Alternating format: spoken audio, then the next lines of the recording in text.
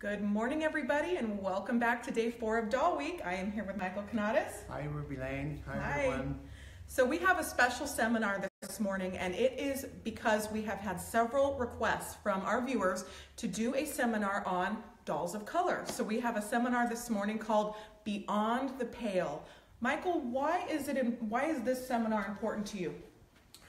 Well, it's important to me for a lot of reasons. I am a born and raised Californian, and I am very fortunate that as far as my thought process about races and different ethnic backgrounds comes from my mother and father, my grandmother, my grandfather, that had a view that isn't it wonderful that everyone's different? Mm-hmm. And I grew up that if you ever used any kind of slur against someone else, they would take a bar of soap and put it in your mouth and wash your mouth out. So it's, I see people of different races as something that you look at and you try to learn about them and enjoy them and see their beauty. Mm-hmm. And so that's where I come from on race relations, and I see that in dolls. You know, as we said yesterday, museums and collections reflect the collector. Now, as a dealer, I have a different viewpoint, but as a collector, I like to collect things that show the beauty of the characters, you know, the dolls. Mm-hmm. I don't really collect anything that has a stereotypical, I just don't. Now, I know that people do, and I don't disagree with that, but I like to see the beauty of a doll and the different skin tones, and that's what I think makes the world go round. Absolutely. And we can learn through dolls through the years of dolls of different ethnic backgrounds have been teaching tools, because most of the things that you're going to see on the table right now, many people in America never ever saw mm-hmm. in the 19th century a Japanese person. I mean, it would be unusual. So these were, and almost all of these things really are interpretations, because if you're working in a German factory in Bavaria, you've never seen a Native American, mm-hmm. so you wouldn't know what they really look like. So you're guessing, you're working off of photographs or descriptions. So there's a whimsical quality to it. But for me as a collector, and I'm not telling anyone else what, I only want them to show a beauty, and I'll use a perfect case in point, the girl that's standing the tallest. This is a French fashion doll by Eugène Barrois, and it's not a white blank, when you say a blank, that would be before you paint it. A fashion doll that's painted black. It's actually sculpted with African features. And she is, probably meant to the skin tone of an Ethiopian. And when I see her, I don't see slave. I see a princess, an Ethiopian princess, Aida. Mm. And if you notice that she's not dressed in shabby clothes, she's dressed in silks and fineries. And remember that France had much, much better race relationship at that in the 1860s than we certainly did in America. Right. So it really is a beautiful piece, and it's really one of our treasures in the museum. This is the first time she's actually been displayed. It's not because she's being hidden away in a corner, it's just because there hasn't been the right venue for her. I'm not going to put a feather duster in her hand and anything like that. She's got to be in a place that she shows her beauty. She's absolutely wonderful, and that's just one of the things we love about dolls is that everything is inclusive, but it is wonderful to have her in the spotlight and to learn about her. These features are amazing. And I hope that your camera is capturing this. One thing about this color, it's a color that you really have to see in life, because sometimes they don't photograph well. Mm-hmm. So you really do have to see all of the little details. And to do the lips in this color, what they had to do is they painted the doll, fired it, but then they had to leave the lips white, and then they had to go back in and fire it again with the lip color. or they would put sometimes, probably not on this one because it's small, they would put a metal plate over the lips to keep that, because otherwise if you paint the lip color over the black, you're not going to have that translucent quality. Have the red. Yeah. So She's I mean, it really is gorgeous. And we've had in our business a few of these in the past, and they have been in native costumes. I mean, native costumes of their region in Africa, and some of those are just absolutely exquisite. Just stunning. And but it's a kind of a doll that is almost not replaceable. So if you lose it or you have an opportunity to get it, sell the farm. Hang on to it. Yeah. Yeah. If you guys are tuning in, we're here live at the Grovey and having a seminar on dolls of color called Beyond the Pale.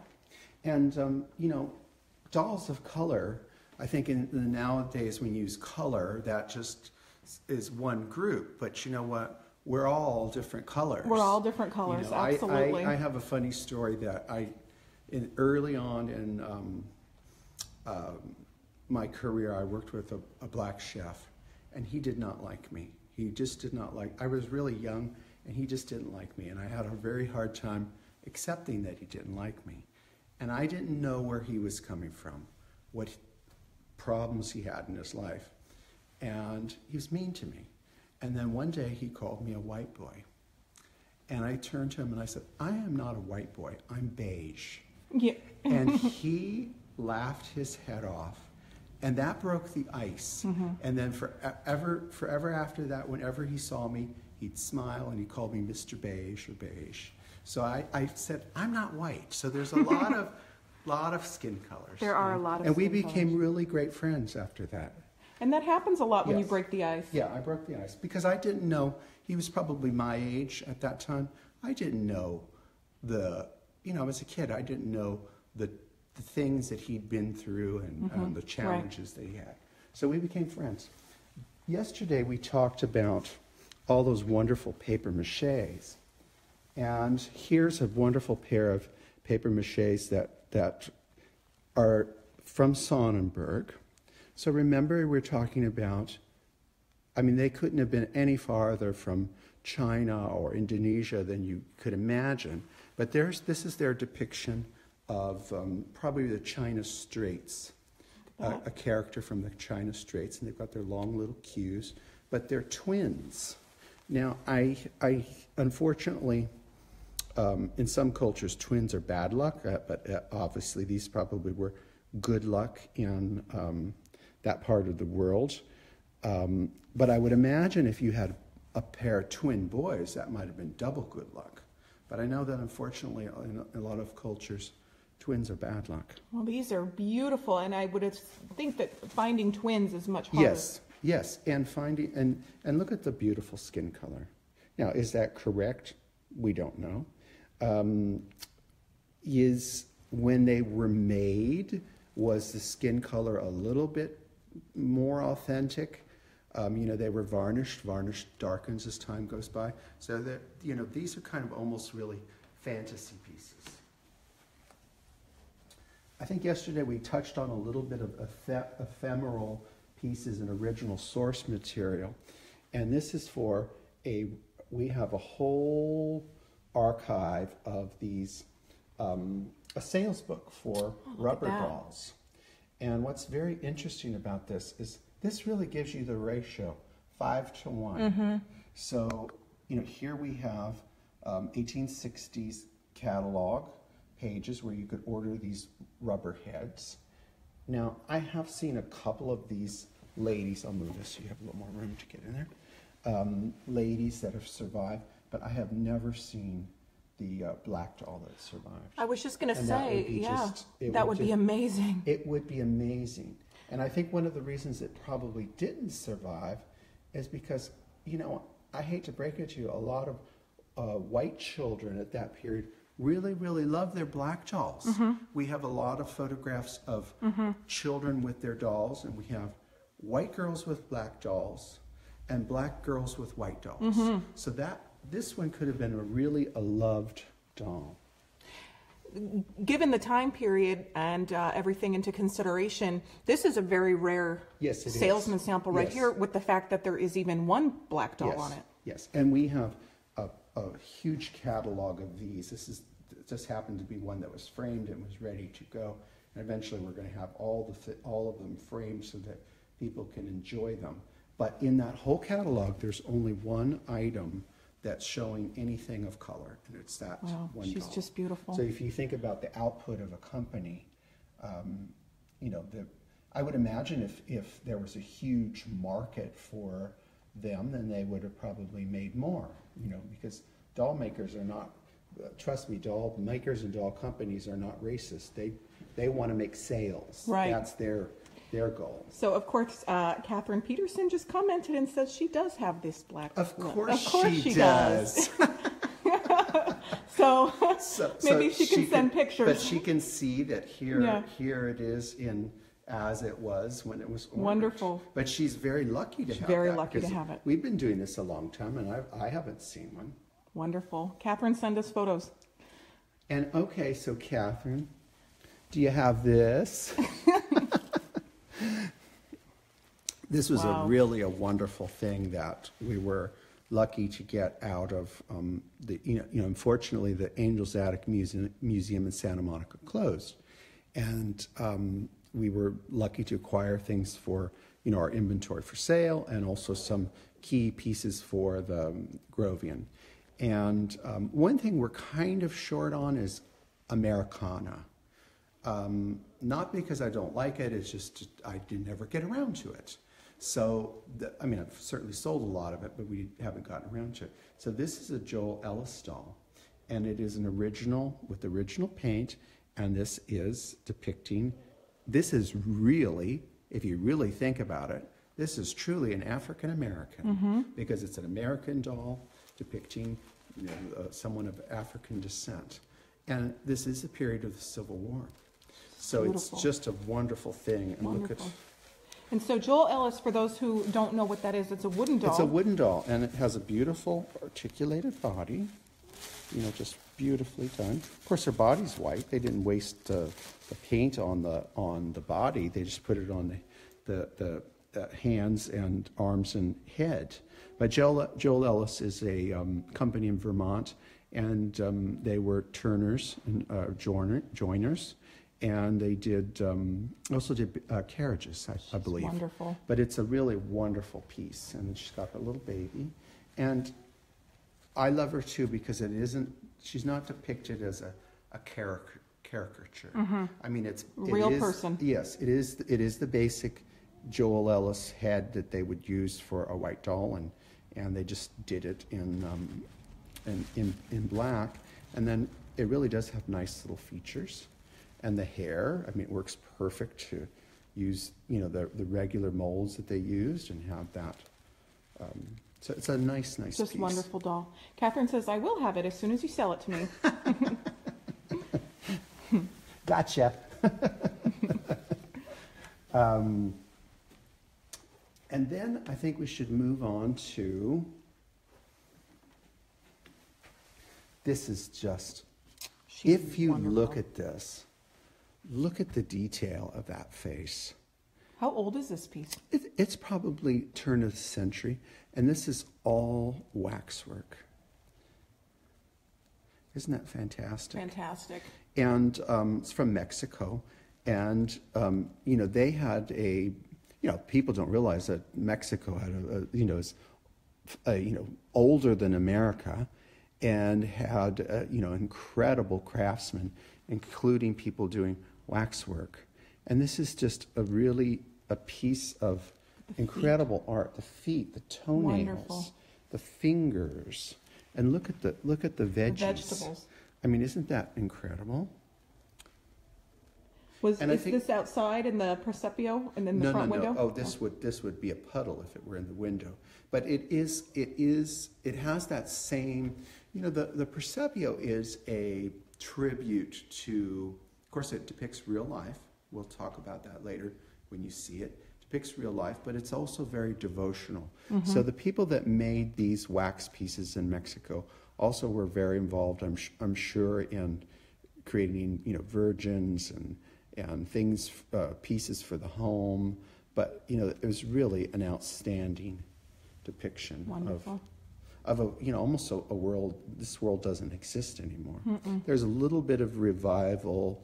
You know, I know in certain parts of Mexico where there is a revival of old-time crafts, and I know that, you know, chocolate, everybody loves chocolate. Well, that came from Mexico, and they're reviving, you know, the purity of that, and a lot of the ladies are taking up the traditional dresses. And, you know, it's kind of wonderful because pretty soon the whole world's going to be in blue jeans. If you guys are just tuning in and you have a doll of color, an ethnic doll, or a doll that's different and wonderful, comment and tell us about it.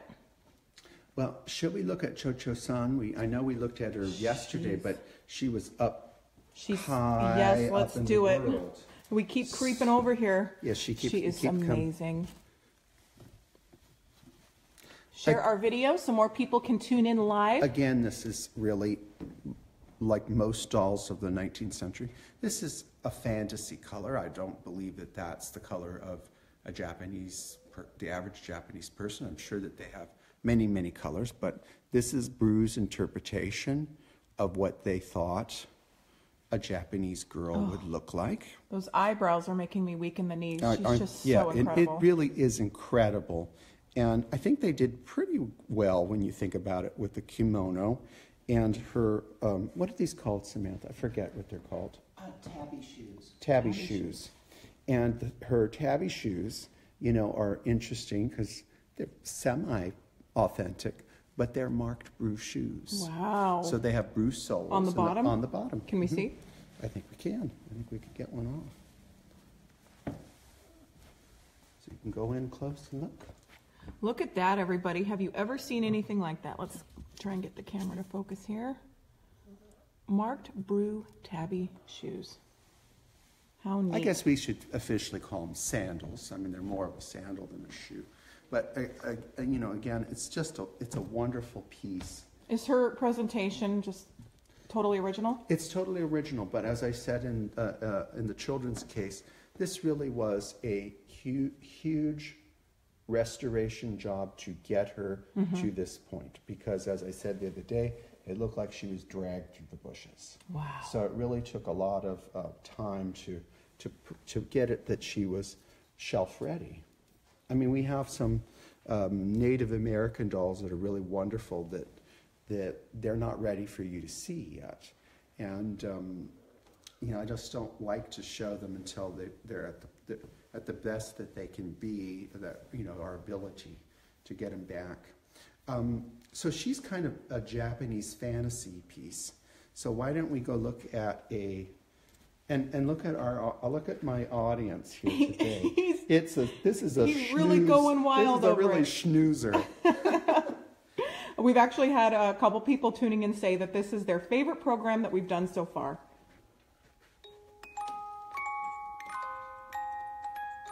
Wow. That's known as the Chinese tea server. Or tea drinker, excuse me. What a surprise. Look at that. I should tell our people out in the I've been really, really naughty, and that is that I haven't wound this up in a long time, and I haven't played it. And you should know that with an automaton, the more you operate them, the better they are. Oh, that's a great tip. Yes. So to think that you shouldn't play them or you're going to break them, that is a mistake. The more they're a machine, no different than a clock, just an average, inexpensive, 19th century clock. The more you play them, the better they are. Look at that. And this is by Roulet and Decamp. Roulet and Decamp.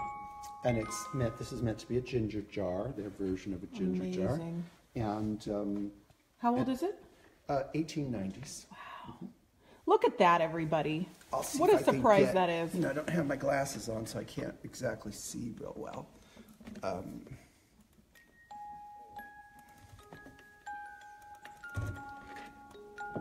How rare is a piece like this? This is, I mean, they made many, many wonderful things. This is the only one of this model I've seen. So, you know, again, it's one of those things that you have to go for it when you have the opportunity.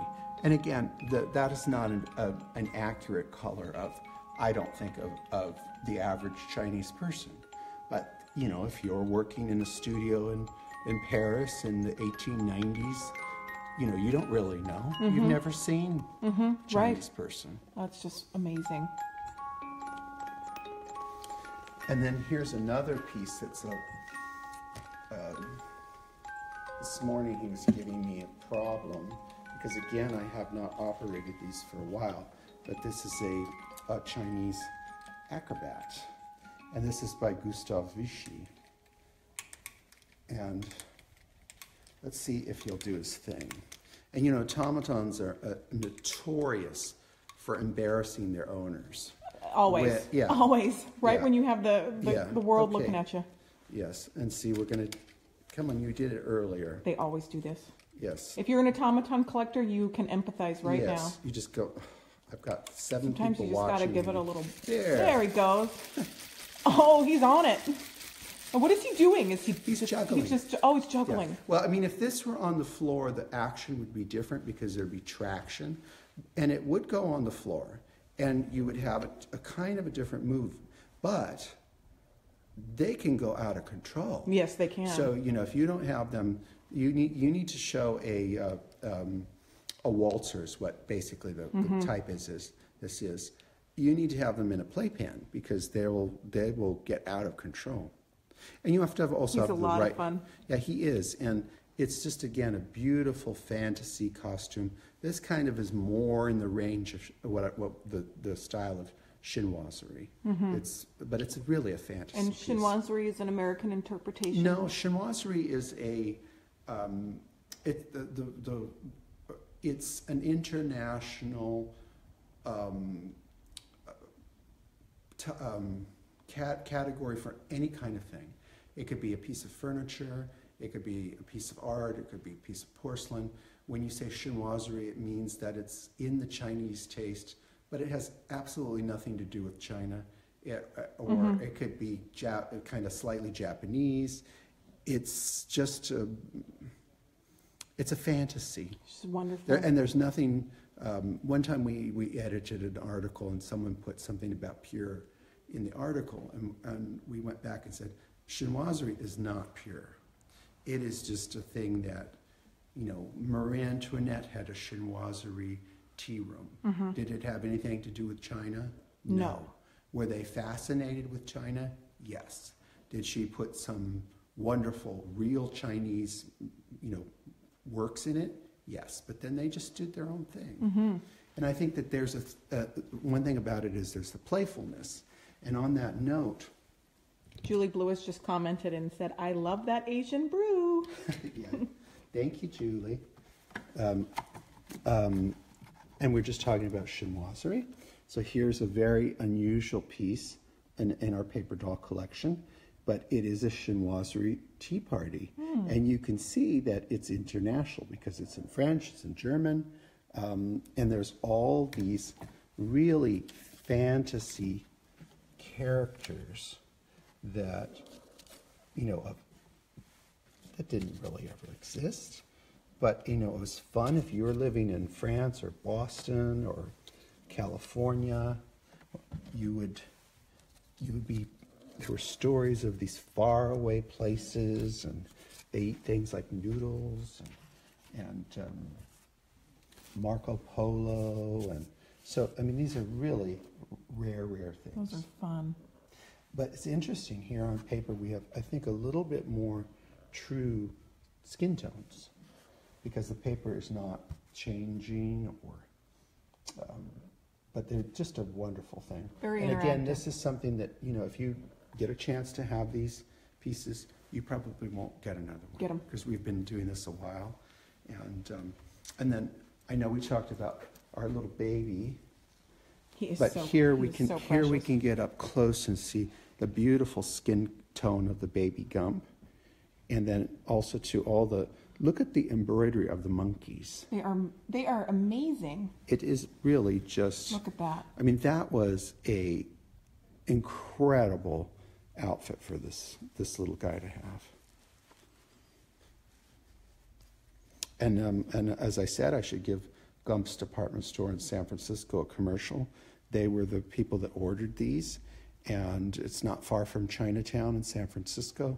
And it's one of the was in the 19th century and early 20th century one of the premier shops in department stores in San Francisco. And this was a premium gift. This was not I mean, an you would go in, and I think you didn't even have to have a child. If you went to say 1910, you went to Chinatown and you visited as a tourist, and this is a boy, by the way, because little girls did not get these fancy outfits. These were for boys. And if you went to Chinatown as a tourist and you saw these adorable babies, real live babies, you had to go get one. And then you could put it on your dresser. And that's, I think, one of the reasons they've survived, too, is because they were a decorative, not just a play doll, they were a decorative item. They were not for play. He is a favorite of a lot of people. Well, it's a favorite of mine, and it's really one of the babies that is just one of the neatest loved babies of all. I think of all the babies. Yep. Maybe Hilda's next, and a couple of others, but that's the one that even people that don't collect babies like that one. How could you not appreciate him? He's just fantastic. Look at that. And I'd like to have some of those in different sizes too, because there's some that they really play off each other and different kinds of costumes. But let's look at some tourist dolls. There's nothing wrong with tourist dolls. We have in our club, where I'm a member of Carmel Doll and Toy Study Group, and one of our members gave a program on Native American dolls. And I forgot that I loaned her these, and I looked at all of her things, and they were wonderful. But I kept coming back to these, and I said, Carol, those are just really wonderful. Where did you get those? And she said, those are yours. So if you were driving along in when at the early time of automobiles and you're driving through Arizona, you could pull over to a roadside place and buy one of these. And it's a Skookums. And they were made until the 60s, 70s even, I think. And these are a little bit earlier. How you know the difference is the later ones have plastic feet. These do not have plastic feet. But they're just... in the boxes. They're in the boxes, and... that's rare, because they're, as tourist kind of items, the box was probably the first thing to go. And they're not expensive dolls, but you know what? They're part of the story. Yeah, this world is gone away. So I think to see even this depiction is kind of a wonderful thing. And the one thing I love about it is the incredible colors. A lot of people are afraid of color. I am not. So it's not something that I'm afraid of. But, they're worth collecting. And I know that you can find them on Ruby Lane. Now, I actually don't know where I got them, because I didn't know I actually loaned them to somebody. But we are going to do a display of dolls depicting, the first the Americans. We should look at this little baby, because you saw her. I think we do a tour of the case that she's in. We did. Where we have to lay on the floor to get to it. Yes. But this is one of our jewels, and this is an Eugene Barrois, the same maker as this doll. So obviously they were thinking outside the box as far as doing other types of dolls. And this is, okay, you can decide, do you want her to be Chinese? Do you want her to be Japanese? She's really Chinoiserie, which is not really a race, because it's a little bit Japanese, a little bit Chinese.